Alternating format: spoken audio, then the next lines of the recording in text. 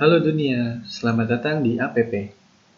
Hari ini kita akan membahas sekilas tentang Java dan juga JDK Setup. Java adalah sebuah bahasa pemrograman. Untuk menggunakan Java, kita membutuhkan yang namanya JDK atau Java Development Kit. Mari untuk pertama kita download dulu JDK-nya ya. Kita akan menggunakan OpenJDK. Ya, langsung saja ketik di pencarian Anda. Kemudian websitenya yang openjdk.java.net.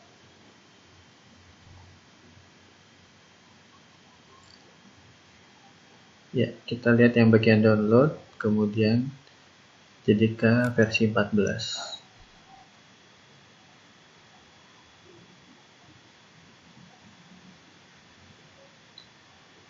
Karena ini saya menggunakan Windows, saya akan mendownload yang Windows.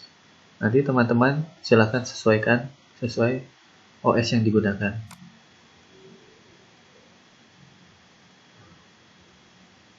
Ya, sambil menunggu download, apa sih Java itu?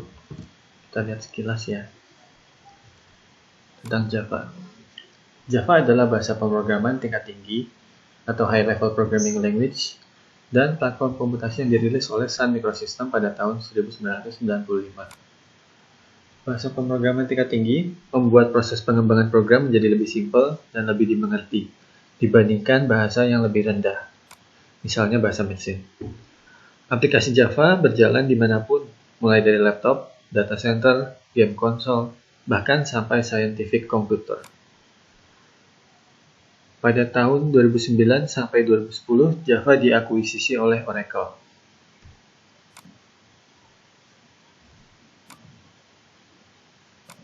Nah, kemudian karakteristiknya apa? Yang pertama, object oriented. Segalanya adalah objek pada Java. Objek dapat digunakan ulang, diwariskan, dimodifikasi, dan sebagainya, yang akan sangat membantu dalam pembuatan program. Kemudian platform independen. Tidak seperti bahasa pemrograman lainnya, seperti C dan C++, ketika Java dikompil, tidak dikompil ke platform spesifik mesin tertentu, tetapi menjadi platform independen bytecode. Bytecode tersebut dapat dibaca oleh Java Virtual Machine pada platform mana saja. Kemudian berikutnya juga simple. Java didesain untuk mudah dipelajari. Jika sudah dimengerti, konsep dasar OOP akan menjadi lebih mudah untuk menguasainya. Kemudian Java juga secure, fitur keamanannya membuat aplikasi bebas virus, bebas gangguan, teknik autentikasi berdasarkan public key encryption, dan juga arsitektur netral, di mana Java compiler membuat sebuah arsitektur objek file yang netral, yang mana kode yang tercompile dapat dijalankan pada banyak prosesor, dengan keberadaan Java Runtime System. Kelebihannya, portable, robust atau kuat, tangguh, multi-threaded, itu dapat berjalan di beberapa thread, kemudian interpreted, kemudian distributed, yaitu banyak sekali di internet seputar Java untuk distribusinya, kemudian dynamic. Nah, kekurangannya, performance dibandingkan C++ ataupun bahasa yang lebih rendah lainnya, tentu akan lebih cepat bahasa yang lebih rendah. Kemudian, memori yang dibutuhkan cukup besar sehingga mempengaruhi terhadap cost hardware yang dibutuhkan. Kemudian tidak ada support untuk low level programming. Dan juga garbage collection yang kurang memadai. Kalau di C++ itu ada free memory. Nah, di Java ini dirasa masih kurang cukup. Kemudian tidak ada unsigned types. Nah, berikutnya untuk platform Java terdapat di desktop, yaitu ada Java biasa, Java SE, Java Swing, kemudian ada Java FX. Nah, di web ada Java EE, yaitu JSP atau Java Server Page, kemudian ada JAX RS untuk web service-nya, dan juga ada Servlet. Kemudian di mobile ada Android dan J2ME. Ini sudah jarang sekali J2ME untuk masa kini.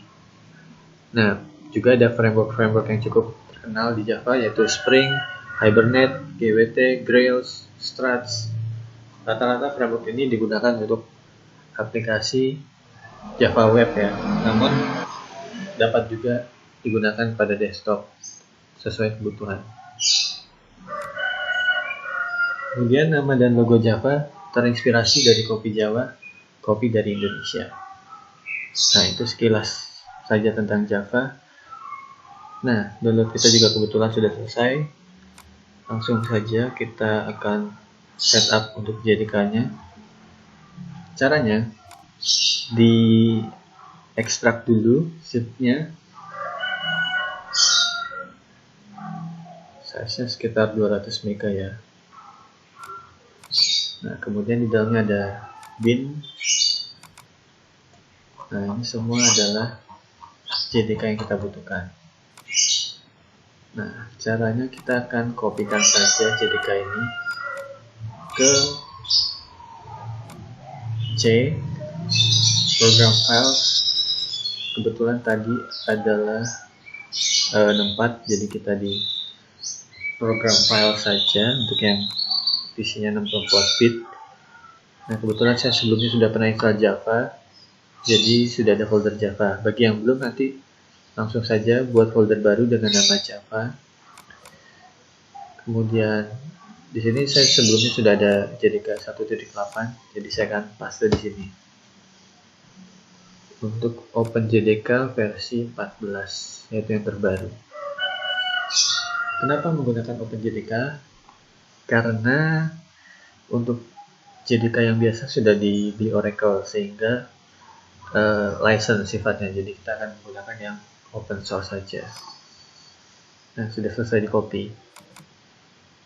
Ya, kalau sudah, oh iya, sebenarnya untuk tadi paste-nya tidak harus ke program file /java. Ini hanya karena convention dari Java JDK sebelumnya adalah di sini untuk JDK-nya. Kalau teman-teman nanti mau paste di folder lain juga tidak apa-apa. Nah, kemudian tahap berikutnya kita buka folder JDK 14-nya ke folder bin, kemudian kita copy path tersebut. Nah, kemudian kita akan buka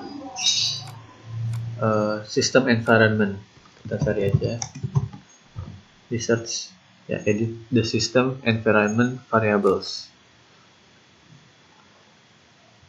Kita klik environment variables. Nah, kemudian di path kita akan menambahkan ini ya, program files path yang tadi sudah di copy. Caranya klik new saja. Ini kebetulan saya sudah ada. New, nanti paste. Kalau sudah, klik OK.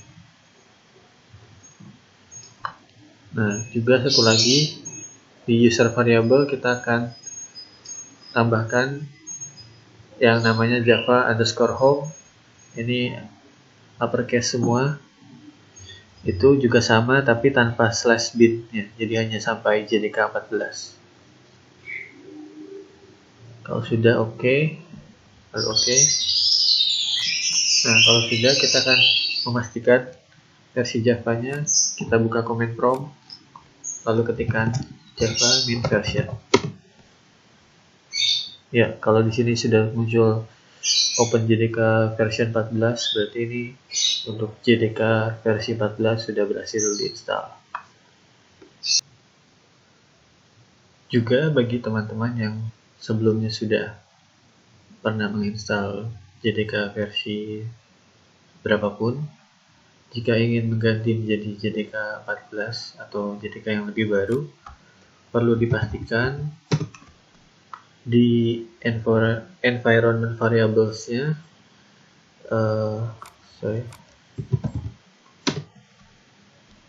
itu sudah tidak ada lagi yang versi sebelumnya.